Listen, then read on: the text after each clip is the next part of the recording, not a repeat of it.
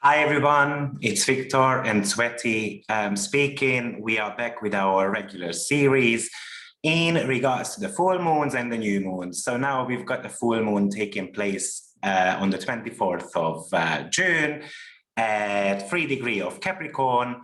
So we want to shed some light about what it might mean. How are you, Tsveti?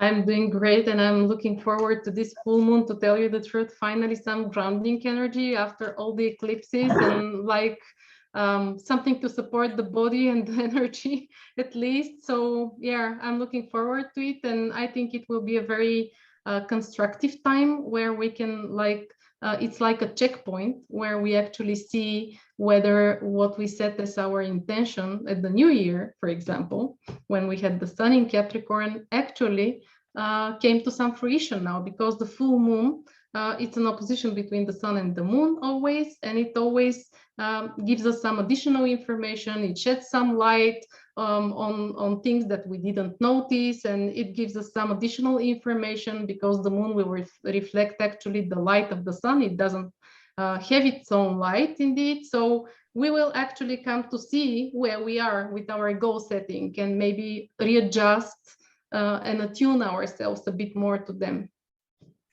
Oh yeah, and definitely it highlights the new moon, which happened on the 12th or the 13th of January, depending on where you live, when we had a Capricorn new moon. But also, I would like to mention that definitely this full moon, to a certain extent, is kind of a relief for us, because if you think back, since 2019, we had eclipses happening in Capricorn all over the place. So this full moon also relates to Capricorn related matters, which started somewhere around the 26th of December 2019. And now, of course, the eclipse season kind of moved to Gemini and Sagittarius period. So overall, definitely a little bit of a relief for us. Yeah, and not to mention the Saturn Pluto, which were dancing in Capricorn over the last year. So yeah. So it's a nice full moon, definitely. Well, a little bit better than we had recently. But actually, what I would like to do is I would like to show a picture first. So let me just share my screen for a second, because I do like working with symbol on cards. Basically, I got to know the symbol on cards sometime 20 years ago. This is the type of card which helped me significantly when it comes to understanding some of the aspects, because I'm more like a visual person. So looking at a horoscope sometimes is just, of course I've got the routine now and the skills, but back in the days I was like, okay, there is a square and what. So this is how in the symbol on cards the actual Capricorn moon is depicted or drawn for us. So you see a very beautiful woman actually dressed up quite nicely, but she's an ice queen. And you can see a teardrop rolling down on her eye. And you can even see that her mirror, which is moon, is actually broken. So in my opinion, this full moon is definitely highlighting some of our emotions. Of course, because the sun is in the sign of Capricorn, the sun is in the sign of Cancer, which is all about your what makes you feel secure. And of course, when it comes to the full moon, it's always going to be highlighting issues around, in the sign of Capricorn, integrity, responsibilities, something to do with becoming an adult, basically. But the sun also still says that somehow we need to focus on our inner securities as well. Maybe we need to become a child again. So full moon is always, it's an opposition. So it always talks about balancing things out. So one of the things this full moon, in my opinion, is telling you to make sure that you take a little bit of a time off for yourself as well from your busy schedule, and then focus on your inner security. Feed your soul as well, right? Moon is the soul. Cancer energy is all about feeding the stomach. So putting the right amount of information, food, into your body so that you are ready, you are charged up to take on new challenges. because full moon Capricorn is always highlighting something to do with the ambition part. So who am I going to become? Did I start any type of business in 2019, for instance? Or even in 2021, January? Did I start something which actually I haven't been able to accomplish yet? So this is highlighting those type of opportunities for you, basically. Yeah, absolutely. I absolutely agree that it's very much about work-life balance in a way, because the sun in Cancer will ask us to find some time for our family, for the people we love, where we feel we can feel vulnerable and not be stressed out about it. And at the same time, the moon in Capricorn will ask us not to forget our duties though. And so because it's an opposition, it is very often related to some relationships, also the relationship within us, with ourselves. So it will be definitely a focus on reprioritizing and maybe finding where we can let go of something, also on an emotional level. But as you mentioned, in terms of what we eat, how we gain our energy, it's about the energy balance in our life and where it broke and how we can actually constructively find ways to fix it. Yeah, absolutely. And as I mentioned, full moon always needs balance. But even though we mentioned that this full moon is very nice, or it has got very positive aspects, but at the same time, it did happen around the summer solstice. Yeah. Right? So in ancient astrology, it is said if there is a full moon happening around solstice period, then actually it could bring extreme weather conditions. Now, actually, I posted on my Facebook group asking people what's the weather like where they live, and then they confirm that when it used to be like 40 degrees, for instance, it's just 22 at the moment. So, or when it's meant to be only 25, it's actually 40 degrees. So there is definitely some weather conditions which we also want to mention here. And let's not forget, Capricorn is all about agriculture. So something to do with the industrial behavior of ours. And that's the reason why Asian people were monitoring the moon phases, because they wanted to make sure that they were actually planting those seeds at the right time so they can have great harvests sometime around September, October time. So definitely when it comes to the agricultural, industrial type of things, maybe this solstice does bring us some element of, extremes, let's put it that way. And also I would like to mention that this moon is in exile, right? So at the end of the day, moon does not enjoy being in the sign of Capricorn, because moon, which is all about looking at your personal needs, and it's very emotional. Now it's more like in a kind of an emotional detached sign, which is not necessarily entirely true though, because Capricorn does have got emotions. It's a feminine sign.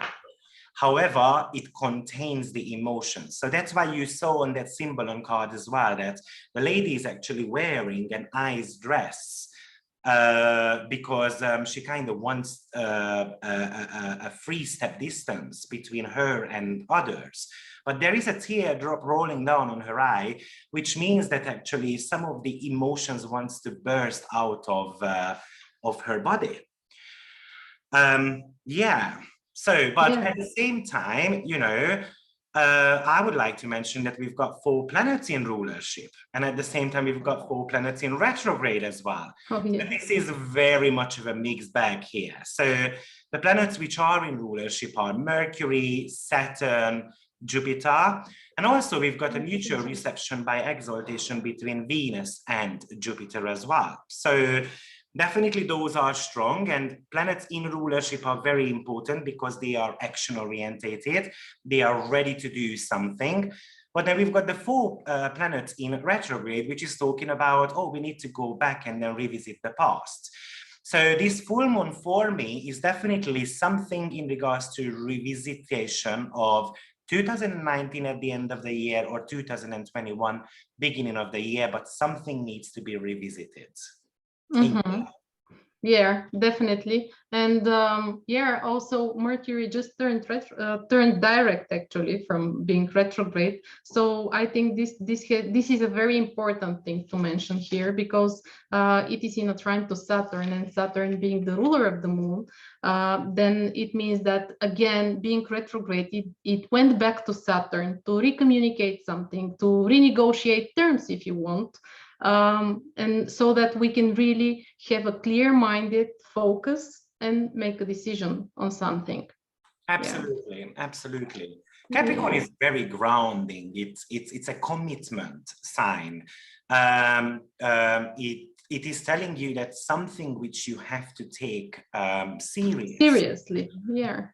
Responsibly, yes. Absolutely. And it can be very productive in this sense, because when you are serious and responsible for something, then the production comes indeed. This full moon definitely has got a very strong Saturnian flavor, because as I mentioned, this full moon is happening on 3 degrees, and the 3 degree is actually in an Aquarius Dwad. Now, if someone is not familiar what Dwad is, each sign is broken into 3 groups of 10s. The first 10 is the purest form of the sign, so that's Capricorn.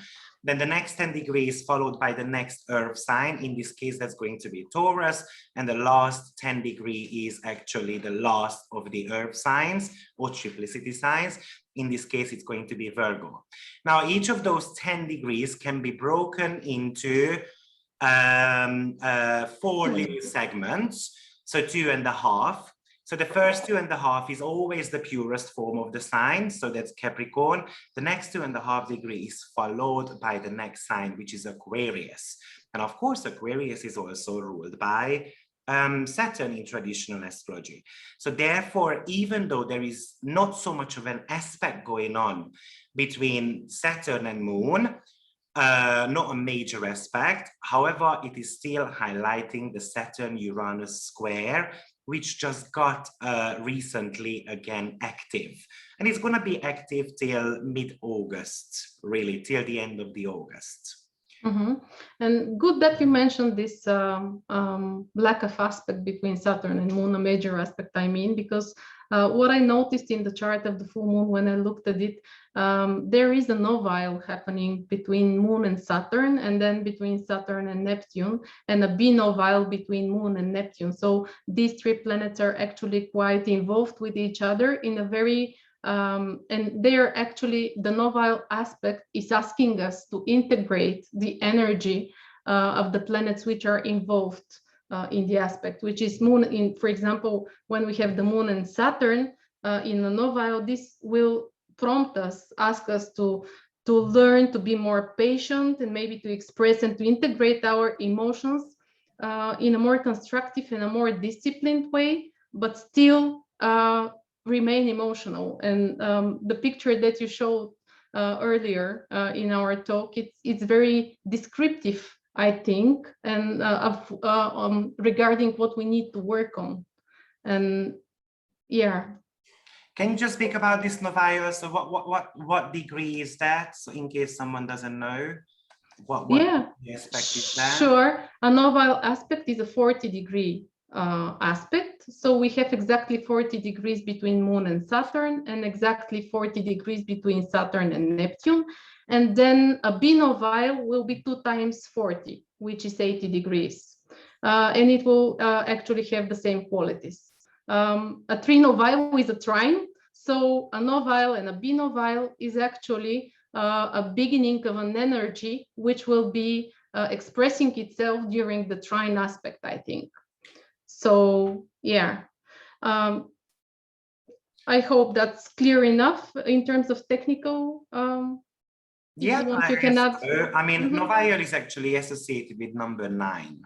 So it's kind of like a house energy, and it really talks about the meaning to life, searching truth. what exactly we want to become in this incarnation, what is our aspiration, how we want to be connecting with the divine power. So Novael Novael has got some type of Jupiterian qualities. So it talks about an element of growth. But in traditional astrology, actually, or Vedic astrology especially, the Novael is looked at as a marriage related energy. So it's something to do with the soulmate connection. Now, what's interesting about the full moon is that, of course, it's an opposition. So that also talks about marriage proposals and marriage contract and marital type of status, really. So yeah, absolutely, this full moon can talk about those type of things also. But I usually, when there is a Capricorn full moon, I think it's very much about getting in touch with reality, gaining some type of clarity, my relationship with others or my relationship with the society, figuring out what we want to do with our time. Do we have actually realistic limits, or do we need some type of boundaries? And you mentioned that there is that binovial aspect between the moon and Neptune. So of course that might pull us away from our boundaries. So this could really talk about that life is getting a little bit easier probably, but maybe there is a storm. What was the saying in English? It's calm before a storm comes, or something like that. Yeah. So, and maybe that's the reason why we've got 4 planets in rulership and 3.5 planets in retrograde period, not to forget what was going on in the past as well. Yes, because Saturn rules the past, of course, and also not to forget that any hardship that comes has divine meaning, because it's also together with Neptune. So whatever happens now, we need to be diligent, to really be resilient, and to integrate whatever happens within us, and to be strong and not to give up, which will be like Saturn's discipline, and not to forget the future. But because Saturn is also in Aquarius, what do we want? Not to forget the past, but because Saturn is in Aquarius, what do we want to build in the future? So our behavior today has consequences for tomorrow. So it's like being able to set the basis now for what we want to be in the future. And there is a saying, I don't remember where I read it and who said it. I know it's someone popular, but it's like, if you want to see your future, look at you now. Yeah, absolutely. Yeah. So it's this kind of energy. And I think this Capricorn full moon really highlights that. So, this full moon does have loads of air quality, because there is a trine from Mercury and North Node to Saturn. As I mentioned, the full moon is in an Aquarius dwad. And what's interesting is that the full moon is happening in the sign of Capricorn, which is an earth element. Now, the earth and the air kind of never meet. Yeah. So the air is kind of always above the earth, kind of resonating, right? And the earth signs are all about stability. So it's very hard to actually combine them. So it definitely, this full moon is all about, do we have some realistic goals? Are we planning? Or are we just talking about things and then we are a little bit like a Bohemian Rhapsody type of things, going, with the flow type of energy, what the air signs actually tend to be doing. And this Saturn is going to be having an opposition to Mars. Yeah. Which is going to happen on the 1st of July, I think. Right? Yeah, 1st of July. So Mars is very excited, and then Saturn actually slows things down. So we might be very happy at the moment what is going on, and we want to be mastering things, especially probably around freedom with those air qualities. But let's see what that Mars opposition to Saturn brings, and maybe Saturn is going to slow down those excitements. But also it could talk about that I'm getting pushed by hierarchy figures. And it's making me frustrated. So, and then I need to be clear about what is actually happening. And it can be at your work, it can be at your in your relationship. So that Saturn is very much about growing a backbone, really. Not allowing anyone to be misleading us, Neptune being novile to Moon, but actually getting some clarity around what is going on in our life. And of course, Mars is like the gas pedal in the chart, right? So it wants to be as fast as possible with that car. And then Saturn brings, Saturn is the brake, right? So it's like driving the car with pushing the two pedals at the same time. Well, eventually it's kind of gonna blow out because the car won't be able to maintain that. Of course, Saturn is slightly bit stronger than Mars, but Mars is very proud. It is in the sign of Leo, so it would never give up. If someone is interested in Mars in Leo and how it might affect us, then I made a video on my channel about that. So feel free to check that out. Yeah, and also actually this Mars making being the apex of a T-square between Saturn and Uranus, it will again highlight the energy of this square, which is following us through the whole year, indeed. And we just had the second square, which is like again a checkpoint to see, it's like a follow-up on what happened the first time, and see where we are now, how we regard authority figures, where we are pushed to do things we don't really like to do. And this Mars can be actually the additional pressure in the pressure cooker, which might make the lid to explode a little bit. So it can cause some really even extreme situations, I think, because Mars in Leo, as you mentioned, it's very proud.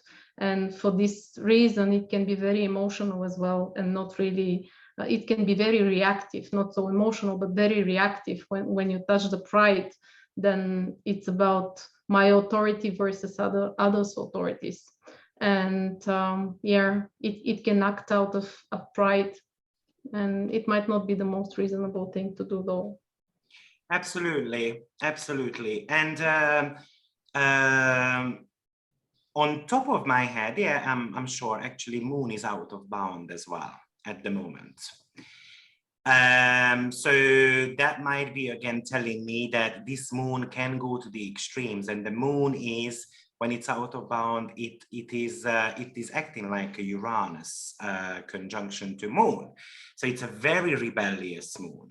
Yeah. So this full Moon might be speaking about being a little bit extra cautious when it comes to our social responsibilities and personal responsibilities as well. And Saturn says that we need to kind of grow up a little bit. Yeah, exactly. I would like to mention that this Saturn-Uranus square getting activated by Mars, I think it's a very volatile period for the stock market. So I recommend people to watch out and give us feedback on that. I usually say when I give advice about these financial matters, I want to put the disclaimer out there. I'm not a financial advisor. I'm not registered as one. This is just astrological cycles I look at. But when a planet goes out of bound, plus when there is a Saturn-Uranus square getting activated by a volatile planet, it usually goes to the rock bottom. So, but eventually it's a good news as well, because it's good for investments. That's when we can buy things.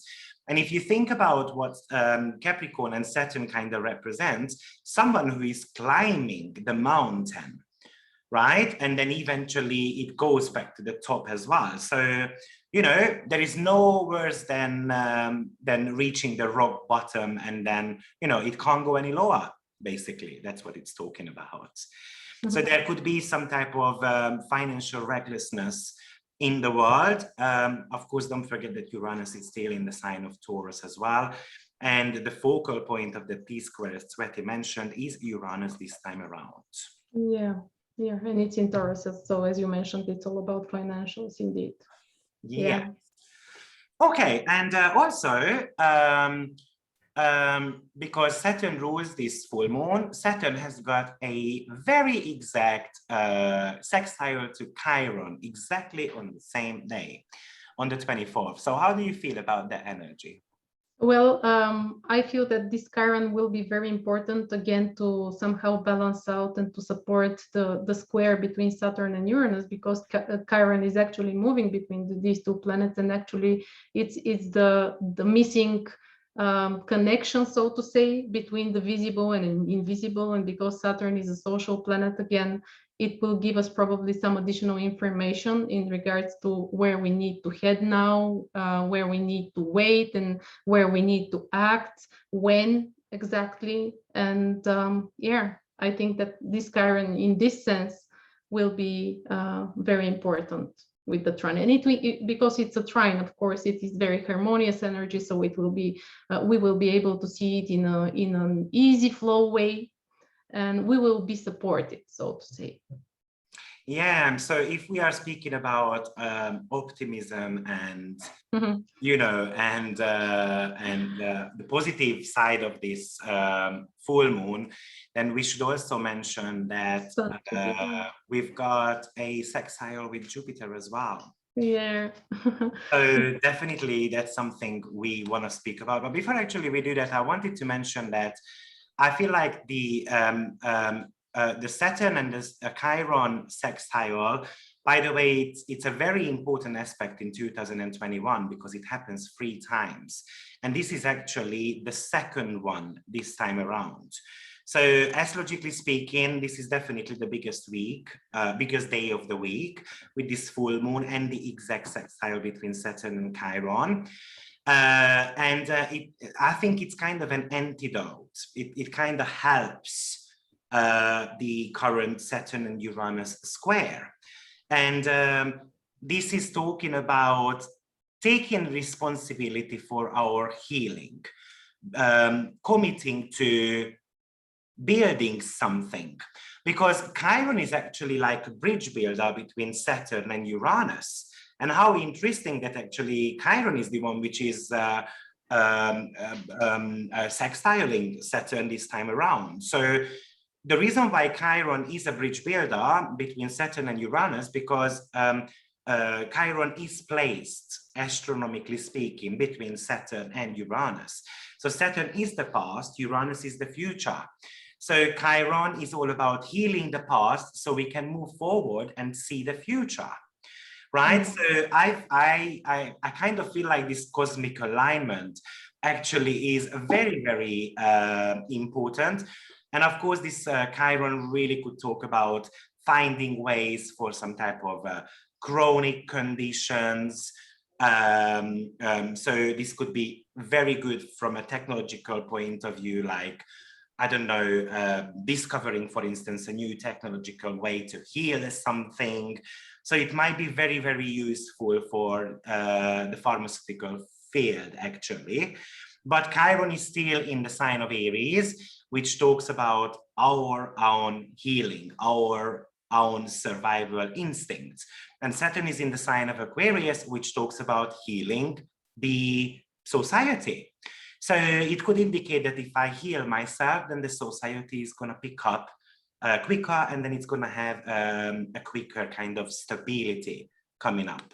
Yeah, which leads me to this sextile between the moon and Jupiter, actually, because Jupiter is in Pisces, and it gives like this pleasant energy and this forgiving energy towards ourselves, so to say. And because the moon in Capricorn can be really very hard on itself. So this Jupiter being in a sextile will actually soften it a little bit, and it will make it a little bit more agreeable, or a little bit more tolerant, and somehow more forgiving when it comes to some mistakes that we made, so that we can be, you know, we can just see what happened and move on in a way. Yeah. Absolutely. It's full of optimism and a kind of like a fortunate period of time. But, you know, it could indicate that we do need to be a little bit careful, because as I mentioned, we do have got a mutual reception between Jupiter and Venus, but Venus on the very same day is actually opposing Pluto. So how do you feel about that Venus opposition to Pluto? Well, Venus-Pluto opposition, it's all about testing the environment to see what really is stable and can stay in the long run. And Venus-Pluto actually will be testing things, but I think that because it's an opposition, it can, manifest in our relationships as well a lot. And Venus-Pluto will actually know the price, by the way, because Pluto can be very obsessive. It can go to extremes, and it can go to, trying out things to their extremes. So it can be a warning sign to really try and stay more moderate, if possible, and, keep our middle grounds. Absolutely. Yeah, this is a very, it increases intensity, surely. And it might bring up some very uncomfortable feelings as well. We can become jealous, envy. We can have distrust with others, with the society, kind of losing the trust element to it. We can feel a little bit dark and kind of like oppressive feelings there. So, like a hostage. We can feel like a hostage. Oh yeah, absolutely. Rules hostage situations, surely. And also, of course, Venus wants to have pleasure and it wants to have fun. And Pluto is kind of pulling you back into the darkness. So definitely that's also a little bit of a challenge. And the very last aspect, I think, which we might need to mention, because you mentioned the Moon and Neptune being novile, but the following day, Neptune is stationing retrograde. By the way, I also made quite an intense video on that, what I feel about the Neptune retrograde. So if you are interested in that, just check out my YouTube channel. It's going to go online today, actually. So how do you feel about Neptune stationing retrograde, just very briefly? Neptune is in rulership, it's in Pisces, and it's all about the divine connection between things. And it's like when it stations retrograde, we will be prompted to see how we are related with each other and to somehow remember about our connection with higher forces, and maybe like put more trust and more not so much trust, but like check our beliefs and see where we are with them, and put more trust into the universe, into the divine plan, if we can say so, and see where we might have had illusions about things, and maybe work on them through prayer or through meditation. It can be, because Neptune is in Pisces, and see where we need to change so that we can move on. I like Neptune retrograde, actually, because it kind of strips away the illusion a little bit. So we can get in touch with reality a little bit more. And of course, that's exactly what the full moon in Capricorn also highlights, the reality. So when it comes to your personal experiences, so maybe a couple of questions as kind of like a summary for you.